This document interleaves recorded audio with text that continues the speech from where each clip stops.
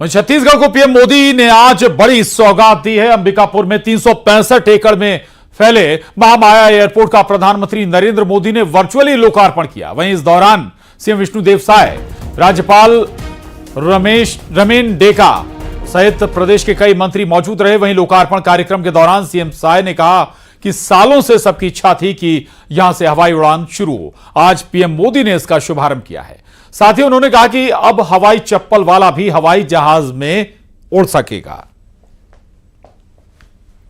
आज 8 दशक पुराना सपना हम लोगों का पूरा हो रहा है।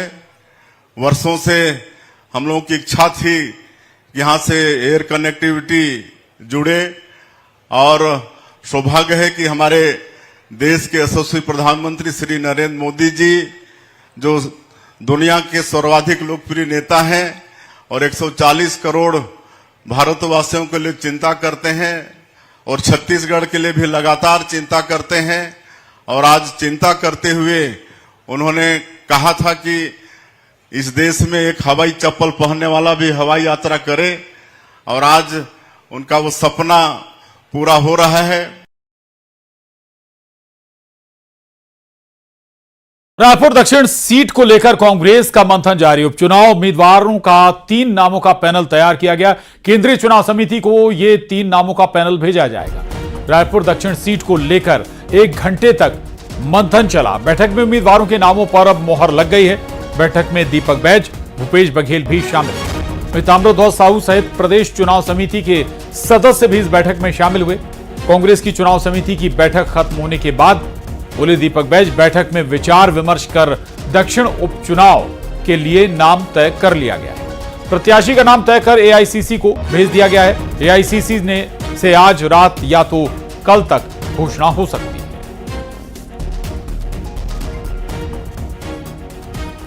और न्यूज 18 संवाददाता युगल तिवारी हमारे साथ जुड़ गए हैं और जानकारी के साथ। युगल, पैनल तैयार है या फिर केवल एक नाम, सिंगल नाम भेजा गया है, क्या बता रहे हैं सोर्स? जी देखिए, जिस तरह से यहाँ पर बैठक चली, लंबे समय तक मंथन का दौर है वो लगातार जारी रहा, तो इसलिए 3 नामों का पैनल है वो तय किया गया है, जिसमें प्रमोद दुबे है, आकाश शर्मा है और इससे पहले भी चुनाव जो लड़े हैं अग्रवाल, उन तीनों का नाम है। लेकिन जो शीर्ष नेतृत्व है छत्तीसगढ़ का, वो चाहता है कि सीनियर है वो चुनाव लड़े। मतलब ये है कि कुछ लोगों का झुकाव है वो प्रमोद दुबे की तरफ है, तो युवा जो चेहरा है वो युवा देखना चाहते हैं, तो इसलिए आज आकाश जो शर्मा है उसका नाम भी इस पैनल पर है। और इसी तरह से देखा जाए तो अब दोनों पर जो पेच है वो फंसा हुआ है और फिलहाल ये कहा जा सकता है कि आज रात को या फिर कल जो प्रत्याशियों के उम्मीदवारों के नाम है उसका ऐलान हो जाएगा। तो ये कहा जा सकता है कि छत्तीसगढ़ से जो पैनल है वो बनाया गया है और पैनल बना करके ऊपर नाम भेजा गया है। लेकिन जानकारी ये भी आई है कि एआईसीसी की बैठक किसी कारणवश आज स्थगित हो गई है, तो हो सकता है कि कल तक जो उम्मीदवार के जो ऐलान है वो हो सके। अगर हम छत्तीसगढ़ के दक्षिण सीट की बात करें तो बीजेपी की परंपरागत सीट रही है, तो इसलिए कांग्रेस भी सोच समझकर इस पे उम्मीदवार है वो उतारना चाह रही है।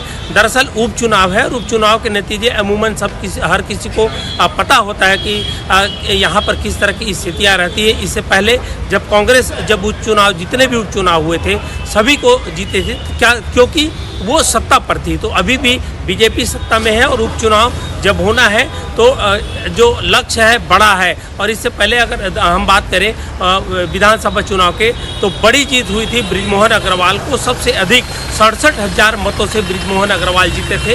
तो कांग्रेस के लिए चुनौती कई है, तो वही बीजेपी के लिए भी। अगर आवाज आप तक पहुंच रही है, सुनील सोनी एक तरफ मैदान में है और ये सीट अगर हम बात करें तो बीजेपी लगातार इस सीट को 8 बार से लगातार जीतती आ रही है। आपने भी बता रहे थे पूरा डेटा, तो ऐसे में ऐसा कौन सा चेहरा हो सकता है या कौन से चेहरे हैं जिन पर भरोसा किया गया है? आप बता रहे हैं पूरा पैनल गया है, कुछ चेहरे बाहर आए क्या या नाम बाहर आए क्या? युगल, जी देखिए, अभी जो चर्चा हो रही जी। है आम लोगों के जहन पर है, कुछ सूत्र भी यही बता रहे हैं। प्रमोद दुबे जो इससे पहले मेयर रहे हैं, अभी सभापति हैं और माफ कीजिएगा, लोकसभा के चुनाव भी वो कांग्रेस से लड़ चुके हैं, एक अनुभवी चेहरा है। और अगर हम बात करें आकाश शर्मा, युवा तुर्क चेहरा है, हर जो धरना प्रदर्शन आंदोलन में बढ़ चढ़कर हिस्सा लेते हैं, युवा भी उन्हें देखना चाहते हैं। तो ऐसे करके 3 नामों का जो पैनल है वो तैयार किया गया है। लेकिन जैसा कांग्रेस में होता है कि आला कमान जिस तरह से निर्णय ले और उसके बाद ही ये स्थिति स्पष्ट हो पाएगी। देर सवेर जरूर इन दोनों में से किसी एक का चयन है उम्मीदवार के रूप में हो सकता है। फिलहाल ये है कि आज रात तक या फिर कल जो प्रत्याशी के कांग्रेस के प्रत्याशी का जो ऐलान है वो हो सकता है। तो बिल्कुल, यानी कि अब कांग्रेस की तरफ से भी नाम का ऐलान जल्द ही हो जाएगा। बहुत शुक्रिया युगल आपका इस पूरी बातचीत के लिए, धन्यवाद। आगे बढ़ेंगे। बीजेपी में प्रत्याशी नहीं पार्टी चुनाव लड़ती है, कमल का फूल चुनाव लड़ता है। रायपुर दक्षिण उपचुनाव को लेकर राजस्व मंत्री टंकराम वर्मा ने कहा कि पार्टी में बगावत जैसी कोई बात नहीं है, दावेदार कई होते हैं लेकिन प्रत्याशी एक ही होता है। पार्टी के सभी कार्यकर्ता तन मन लगाकर काम करते हैं। उन्होंने कांग्रेस पर भी हमला बोला। उन्होंने कहा कि कांग्रेस को तो उम्मीदवार ही नहीं मिल रहे। जैसे लोकसभा चुनाव में उनको डर था, वैसे ही दक्षिण में प्रत्याशी मिलना मुश्किल है। कांग्रेस यहां भी हारेगी और नगर निगम और पंचायत चुनाव में भी हारेगी। जैसे लोकसभा में डर था, लोकसभा में उनको प्रत्याशी नहीं मिल रहे थे, रायपुर लोकसभा में किसको लड़ाएं, ये उनके साथ बड़ा यक्ष प्रश्न था। वैसे ही दक्षिण के लिए भी है कि दक्षिण विधानसभा में हम किसको प्रत्याशी बनाएं, उनके लिए प्रत्याशी बनाना ही बड़ी चुनौती है, फिर बाकी तो बात की बात है। कांग्रेस पार्टी जो है पूरी तरह से बिखरी हुई है।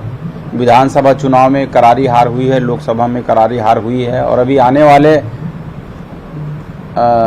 दक्षिण विधानसभा में भी हार होगी, नगर निगम और पंचायत के चुनाव में भी उनकी सफाया होगी।